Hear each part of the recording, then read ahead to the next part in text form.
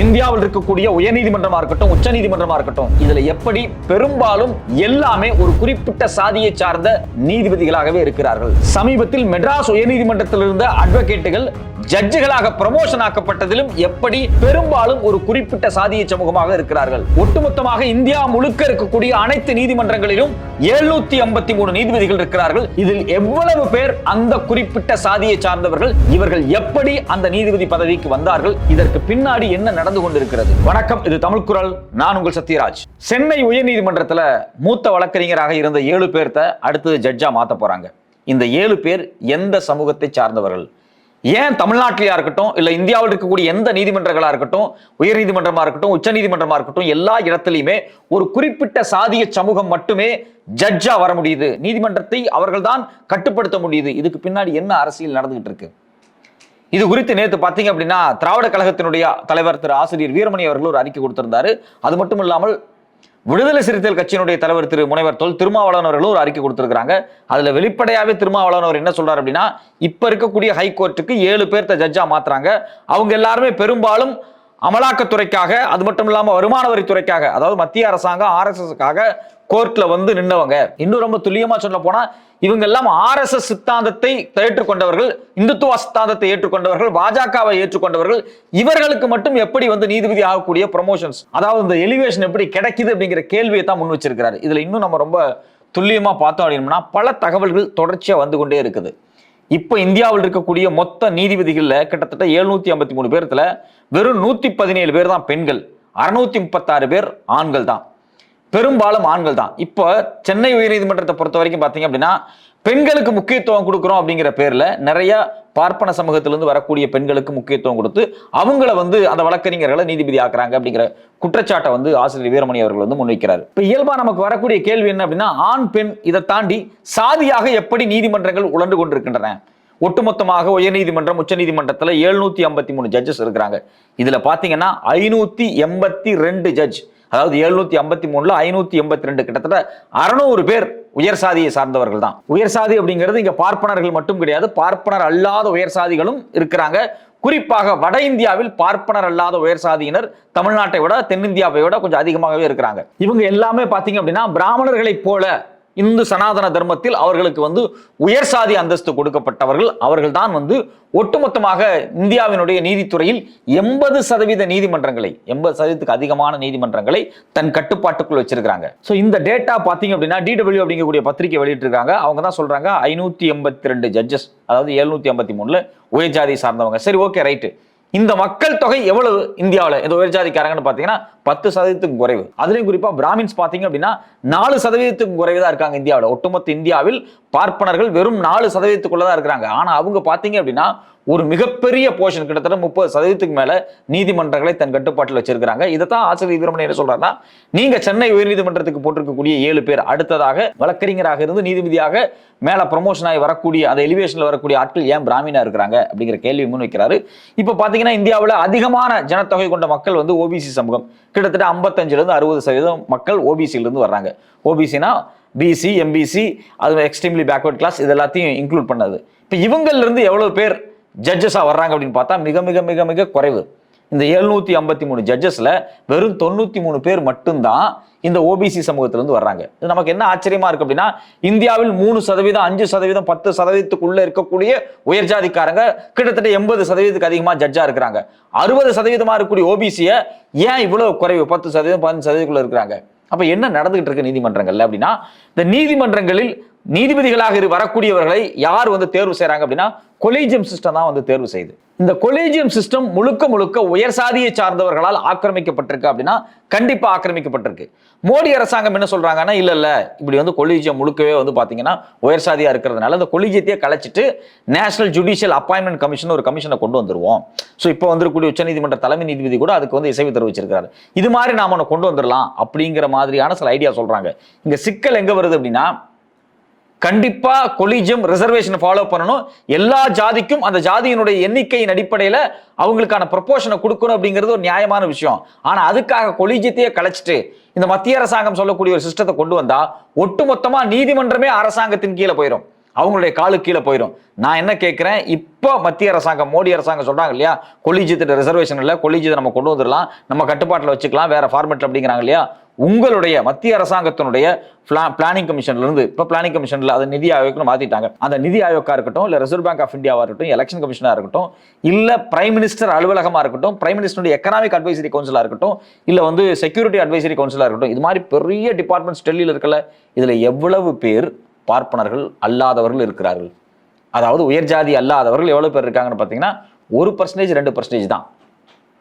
நீங்க டெல்லியில் இருக்கக்கூடிய எந்த பெரிய செக்ரட்டரியேட்ல போய் உட்கார்ந்து பாத்தீங்கன்னாலும் chief secretary, additional secretary, director, இவங்க எல்லாமே பெரும்பாலும் உயர் ஜாதி சார்ந்தவங்களா இருக்காங்க. சமீபத்தில் பாத்தீங்கன்னா யோகேந்திர யாதவ் வந்து ஒரு பிரஸ் மீட்ல உட்கார்ந்து பேசிட்டு இருக்காரு மாணவர்களோட.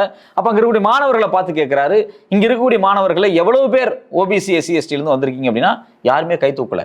இதே மாதிரி ராகுல் காந்தி அவர்கள் ஒரு பிரஸ் மீட்ல அவ்வளவு பத்திரிகையாளர்கள் உட்கார்ந்து இருக்கும் போது இங்க எவ்வளவு பேர் ஓபிசி எஸ்சி எஸ்டி கை தூக்குங்கன்னா தூக்கல, ஏதோ 1-2 பேர் அவ்வளவுதான். அப்போ 90% ஊடகமா இருக்கட்டும், இல்ல ஒட்டுமொத்த இந்தியாவை நாங்கள் தான் பிரதிநிதித்துவப்படுத்த போறோம் அப்படின்னு சொல்லக்கூடிய ஆட்களே பாத்தீங்க அப்படின்னா எல்லாமே உயர்ஜாதி சார்ந்தவங்களா இருக்காங்க.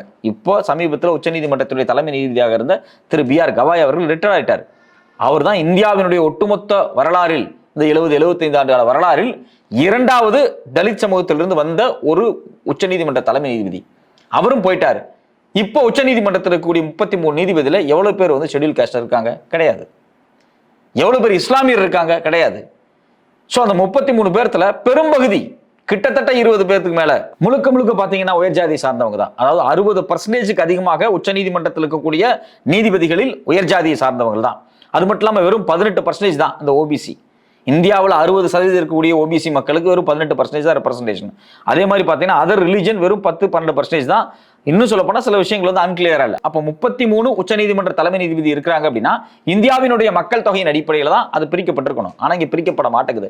ஏன்னா இது ஒரு லாபியாவே செயல்படுது. இந்த கொலிஜியத்துக்குள்ள ரிசர்வேஷனை ஃபாலோ பண்ணாம ஜட்ஜுகளை எலிவேட் பண்ணி சுப்ரீம் கோர்ட்டு கொண்டு வரதும், அட்வொகேட்ஸை எலிவேட் பண்ணி ஜட்ஜா கொண்டு வரது அப்படிங்கிறது வந்து ஒரு பெரிய லாபியா செயல்படுது அப்படிங்கிறது தான் ஆசிரியர் வீரமணி அவர்களுடைய கருத்தும் அதுதான். அதே சமயத்துல விடுதலை சிறுத்தைகள் கட்சி தொல் திருமாவளவனுடைய கருத்தும் அதான் தான் இருக்கு. இதுக்கு இன்னொரு ஆதாரப்பூர்வமான தகவலை வந்து இந்தியன் எக்ஸ்பிரஸ் பத்திரிகை வந்து ஒரு சில ஆண்டுகளுக்கு முன்னாடி வெளியிட்டு இருந்தாங்க. அவங்க என்ன சொல்றாங்கன்னா 2018 இருந்து 2022 இந்த இடைப்பட்ட காலகட்டத்தில் மோடி அரசாங்கத்தினுடைய செகண்ட் பீரியட்ல எவ்வளவு பேர் அட்வொகேட்ஸா இருந்து ஜட்ஜா எலிவேட் ஆகி ப்ரமோஷன் ஆகி ஜட்ஜா மாறி இருக்காங்க இல்லையா, அவங்க குறித்து லிஸ்ட் எடுத்து வெளியிட்டு இருக்காங்க. அதை பார்க்கும்போது தான் நமக்கு ரொம்ப அதிர்ச்சியா இருக்கு. இது எப்போ வெளியே வந்துச்சுன்னா 19/12/2002 3 ஆண்டுகளுக்கு முன்னாடி வந்த ஒரு அறிக்கை தான். இந்த 3 ஆண்டுகள் என்ன மாற்றங்கள் நடந்திருக்குன்னு நமக்கு இது வரைக்கும் தெரியல. அந்த தகவல் வெளிவருவானா இது வரைக்கும் வெளியே வரல. இந்த 3 ஆண்டுகள் என்ன நடந்திருக்கு அப்படின்னா கிட்டத்தட்ட 537 அட்வொகேட்ஸ் வந்து ஜட்ஜா ப்ரமோஷன் ஆகி போறாங்க. அதாவது சாதாரண உயர்நீதிமன்றத்திலேயோ இல்ல வந்து உச்சநீதிமன்றத்திலேயோ வழக்கறிஞராக மூத்த வழக்கறிஞராக இருக்கக்கூடியவர்கள் ப்ரமோஷன்ல எலிவேட் ஆகி ஜட்ஜா போறாங்க. அப்படி போனவங்க 537 பேர். இந்தியாவில் இருக்கக்கூடிய பல உயர்நீதிமன்றங்களுக்கு ப்ரமோஷன் ஆகி வந்தவங்க. இந்த 537 பேர்ல இந்த உயர் ஜாதியை சார்ந்தவர்கள், அதாவது 3%, 5%, 8%க்குள்ள இருக்காங்க பார்த்தீங்களா, அந்த 10% உயர் ஜாதியை சார்ந்தவர்கள் எவ்வளவு இருப்பாங்க நீங்க நினைக்கிறீங்க? 10% இருக்கக்கூடிய உயர் ஜாதிக்கு ஒட்டுமொத்தமாக 537 ஜட்ஜஸ்ல எவ்வளவு பேர்? 20%, 30%, 40%, 50% கிடையாது. 80% இவங்க தான் இருக்கிறாங்க. அப்ப 537 பேர்ல கிட்டத்தட்ட 424 ஜட்ஜு உயர் ஜாதியை சார்ந்தவங்க தான். அப்படி உயர் ஜாதியிலிருந்து வரக்கூடிய நீதிபதிகளால் இங்க இருக்கக்கூடிய வறுமை கோட்டு கீழே இருக்கக்கூடிய உழைக்கிற பாட்டாளி வர்க்கமா இருக்கக்கூடிய சாதி மதத்தால் மிக மோசமாக சனாதனத்தால் ஒடுக்கப்படக்கூடியவர்களுடைய உணர்வுகளும் அரசியலையும் புரிஞ்சுக்க முடியுமா அப்படிங்கிற கேள்வி எழுந்திருக்கு. ஏன் இந்த சமூகத்துக்கெல்லாம் ரெப்ரசன்டேஷன் கொடுக்க மாட்டேங்கிறாங்க? இந்த சமூகத்துல தகுதி வாய்ந்தவர்கள் இல்லையா? இருக்கிறாங்க. அண்ணல் அம்பேத்கர் தான் இந்திய அரசியலமைப்பு சட்டத்தையே உருவாக்கினார். ஒவ்வொரு சிஜிஐ அதாவது தலைமை நீதிபதியும் நேரடியாக உச்ச நீதிமன்றத்தில் பதவியேற்கிறதுக்கு முன்னாடி ஆனால் அம்பேத்கர் காலில் பூ போட்டு அந்த சிலையை தொட்டு கும்பிட்டு தான் போறாங்க.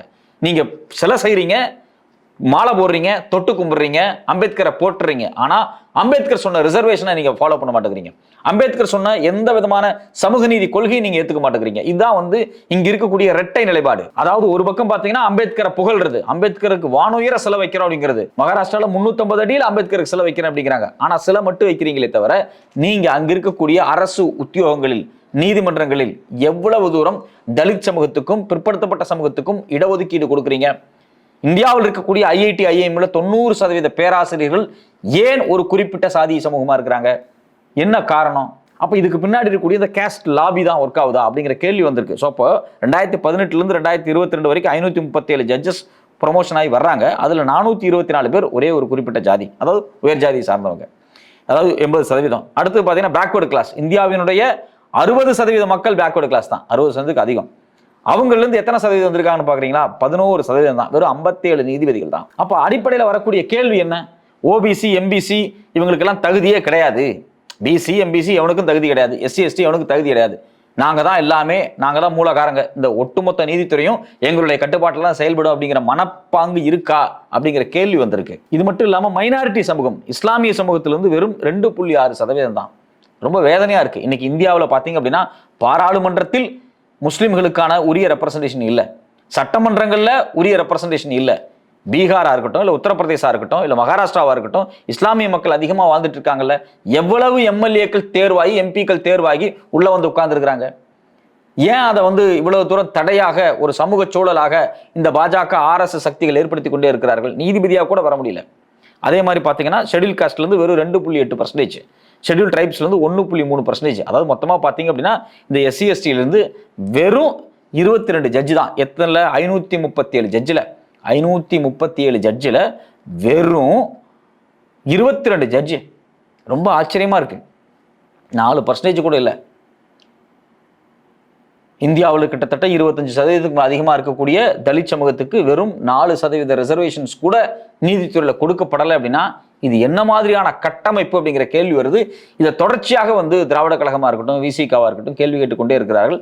சமீபத்தில் 2 நாளைக்கு முன்னாடி அவங்க விட்டக்கூடிய அறிக்கையினுடைய ஒரு குறியீடு என்ன அப்படின்னா, வெளிப்படையாக சொல்றாரு, நீங்க தமிழ்நாடுல குறிப்பா சென்னை ஹைகோர்ட்ல, மெட்ராஸ் ஹைகோர்ட்ல நீங்க என்ன பண்றீங்க, நாங்க பெண்களுக்கு முக்கியத்துவம் கொடுக்குறோம் அப்படின்னு சொல்றீங்க, நல்ல விஷயம் தான். பட் ஆனா ஏன் பார்ப்பன பெண்களை மட்டுமே நீங்க நீதிபதி ஆக்குறீங்க அப்படிங்கிற கேள்வியை வீரமணி அவர்கள் வெளிப்படையாக கேட்கிறாரு. திருமாவர்களுடைய அறிக்கையிலேயே அது சொல்லப்பட்டிருக்கு. ஸோ அப்போ இது எல்லாத்தையும் ஒட்டுமொத்தமாக எடுத்து வச்சு பார்க்கும்போது நாம் மிகப்பெரிய பலமாக, மிகப்பெரிய நம்பிக்கையாக இந்தியாவின் ஒட்டுமொத்த அரசியலமைப்பு சட்டத்தையும் பாதுகாக்கக்கூடிய இறுதி இடமாக இருக்கக்கூடிய நீதிமன்றங்களிலேயே அரசியலமைப்பு சட்டம் பாதுகாக்கப்படலையா?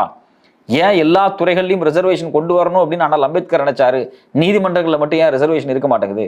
அது மட்டும் இல்லாமல் IIT IIMல, அதாவது மத்திய அரசாங்கத்தின் மோடி அரசாங்கத்தின் கட்டுப்பாட்டில் இருக்கக்கூடிய இந்த IIM IITல ஏன் ரிசர்வேஷன் வரல? இன்னைக்கு ISROன்னு எடுத்துங்க, இந்தியாவுடைய ஸ்பேஸ் ரிசர்ச் ஆர்கனைசேஷன், அதில் இன்னைக்கு டாமினண்டா இருக்கிறது OBC SC ST தான். இந்தியாவில் மிகப்பெரிய ராக்கெட்டுகளை விட்டது எல்லாமே OBC SC ST சமூகத்திலிருந்து வந்தவங்க தான். ஒட்டுமொத்த ISROவும் முழுக்க முழுக்க பார்ப்பனர் ஆதிக்கத்திலிருந்து வெளியே இருக்கு. ஏன்னா அவ்வளவு அறிவாளிகள் இந்த பார்ப்பனர் அல்லாத சமூகத்திலிருந்து இருக்கிறாங்க. அவங்கள சரியா பயன்படுத்திட்டாங்க ISROவை. நான் ஏன் கேட்குறேன், IITல ஏன் வர முடியல? அங்கே ஏன் நீங்கள் ரிசர்வேஷன் கொண்டு வர மாட்டேங்கிறீங்க? ஸோ அப்போது உரிய ரிசர்வேஷனை நீங்கள் கொண்டு வரல. இங்கே BC MBC SC STக்கு எல்லா நாலேஜும் இருக்குது, எல்லா அறிவு இருக்குது, எல்லா உழைப்பு இருக்குது, எல்லா தகுதியும் இருக்குது. ஆனால் இருந்தாலும் உள்ளே வரக்கூடாதுன்னு ஒரு முட்டுக்கட்டையை போடுறீங்க.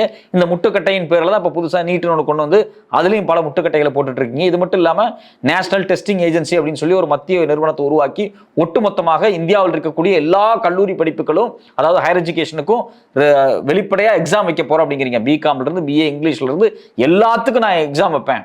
அந்த எக்ஸாமில் பாஸ் பண்ணால் தான், என்ட்ரன்ஸ் எக்ஸாமில் பாஸ் பண்ணால் தான் நீ டிகிரியை வாங்க முடியும், இல்லைன்னா நீ டிகிரி வாங்க முடியாது, வேற ஏதாவது லோக்கலில் வேலைக்கு போய்க்க வேண்டியதான் அப்படின்னு சொல்லி ஒரு கட்டமைப்பு உருவாக்க முயற்சி பண்றீங்க. புதிய கல்விக் கொள்கையில் நீங்க என்ன பண்றீங்க? 3வது பரீட்சை, 5வது பரீட்சை, 8வது பரீட்சை, 11வது பரீட்சை, எல்லா இடத்துலையும் பரீட்சை எதுக்கு வைக்கிறீங்க? ஒரு மாணவன் அந்த இளம் வயதில் குழந்தையாக இருக்கும்போது படிக்கிறதுக்கு எல்லா மாணவன் மாதிரி எல்லாரும் இருக்க மாட்டாங்க, ஒரு இடர்பாடு இருக்கும். அந்த இடர்பாடை பயன்படுத்தி கொண்டு அவர்கள் மேலே வந்துவிடக்கூடாது அப்படிங்கிறதுக்காக பரீட்சை வச்சு ஃபெயில் ஆக்கி அவங்கள படிப்பு விட்டு துரத்தி அடிக்கிற வேலையை நீங்க பாக்குறீங்க. ஸோ அப்போ ஏதோ ஒரு வகையில சாதி அப்படிங்கிறது எல்லா நுழைவுக்குள்ளையும் பூந்து வந்துகிட்டே இருக்கு, குறிப்பாக நீதித்துறைக்குள்ளும் இருக்கு. அப்படிங்கும்போது நமக்கு ரொம்ப அதிர்ச்சியா இருக்கு. பொறுத்திருந்து பார்ப்போம் இதை களைவதற்கான ஏதாவது மெக்கானிசம் வருதா அப்படின்னு. ஏன்னா ஏற்கனவே பாத்தீங்க அப்படின்னா உச்சநீதிமன்றத்தினுடைய தலைமை நீதிபதியாக இருந்த BR கவாய் ரிட்டையர்ட் ஆகிறதுக்கு முன்னாடி வெளிப்படையாக ஒரு உத்தரவை கொண்டு வந்துட்டு போனார். அது என்ன அப்படின்னு பார்த்தீங்கன்னா, நீதிமன்றங்களில் வேலை செய்யக்கூடிய பணியாளர்களுக்கு ரிசர்வேஷன் அப்படிங்கிற விஷயத்தை கொண்டு வந்தார். ஸோ அங்கே இருக்கக்கூடிய கோர்ட்டில் இருக்கக்கூடிய ரிசர்வேஷன் அது ரொம்ப ரொம்ப முக்கியமானது. இப்போ எல்லா சமூகத்தை சார்ந்தவர்களும் நீதிமன்றத்துக்குள்ள பணியாளர்களாக உட்கார முடியும். ஸோ இதுக்கு மேலே இது இப்போதைக்கு பணியாளர்களுக்கு, அடுத்தது ஜட்ஜுகளுக்கும் வரணும் அப்படிங்கிறதா நம்மளுடைய எல்லா எதிர்பார்ப்பும். பொறுத்திருந்து பார்ப்போம் வருமா அப்படின்னு.